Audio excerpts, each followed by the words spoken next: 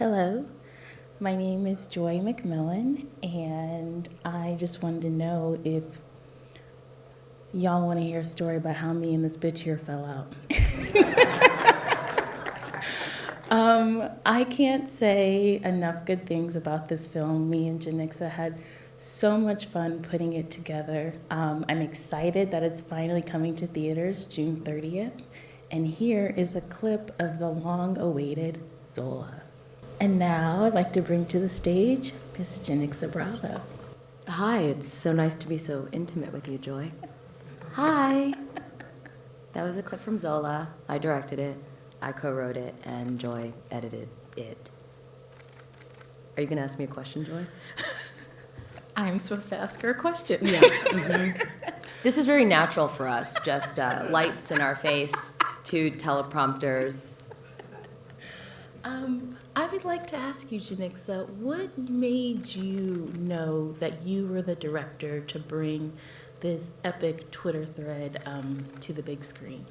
Great question, Joy. Thank you so much for asking it. I read this story 5 years ago on Twitter. I think it's 5 years, maybe it's 6 years now. It was October 2015. It's a 148 Twitter thread. It's actually the first proper Twitter thread. It kind of what was launched or started that form of storytelling.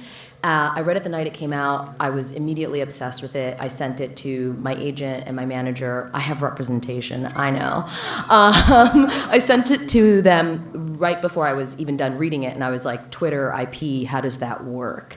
And a couple of years later, it became available to me. I auditioned for it, I got it, and we shot in the fall of 2018. You and I edited for almost a year. In 2019, we had our own version of a kind of pandemic year where we only hung out together in the second bedroom of my house. And we got to premiere at Sundance last year, and it was amazing. And the question you asked is, why did I feel I was right for it? And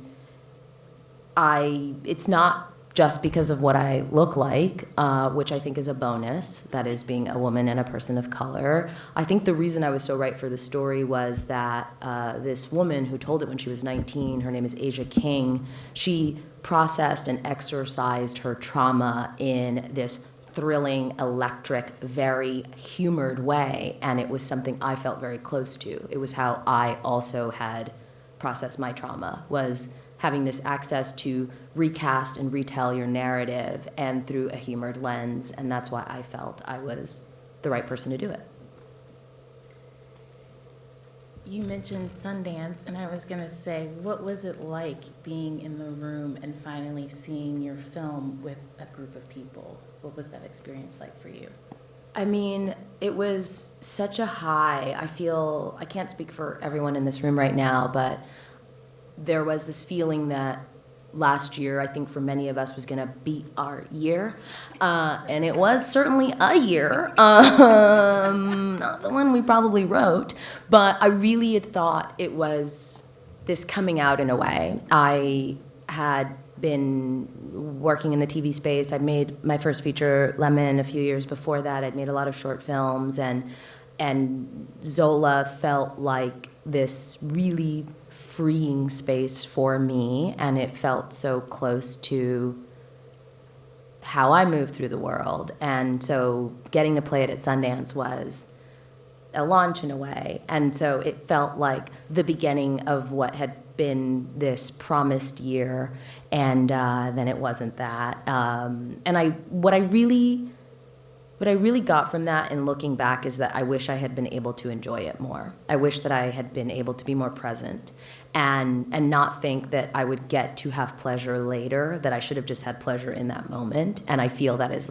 one of the top lessons of the last year, is being able to enjoy the thing we are inside of and appreciate those moments and not wait till later, because later is not guaranteed.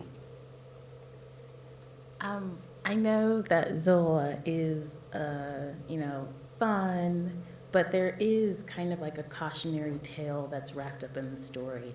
What do you want people to take away from their experience with Zola? I hope that, so that this is a very funny question because I generally stay away from it and I love joy deeply, so I will answer it more than I generally would. I don't love answering that question of the takeaway because I think having made the movie and having been with it for so many years, and also it's in some way woven into my own DNA. And so my takeaway is not going to be the next guy's takeaway, right? Because I'm also bringing myself to it, who I am, how I move through the world, how I am treated, not treated.